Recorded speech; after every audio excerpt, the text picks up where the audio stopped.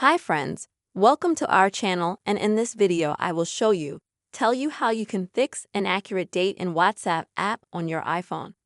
Friends, please don't forget to subscribe to our channel.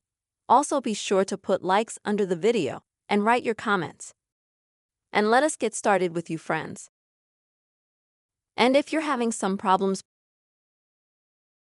and the date or the time you're in the WhatsApp app has gotten confused, this can interfere with the normal usage of this app.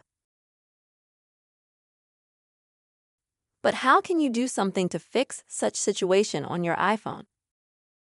It is actually very simple. First of all, you will need to open the settings on your iPhone. Now friends, to make it faster for you to find in the search bar at the top, you can simply type the word time.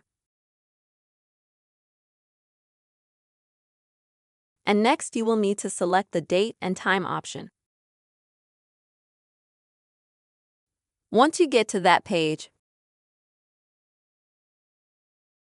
the first thing you need to do is, if you have, let's say, your 24-hour time zone turned off, I recommend that you turn it on.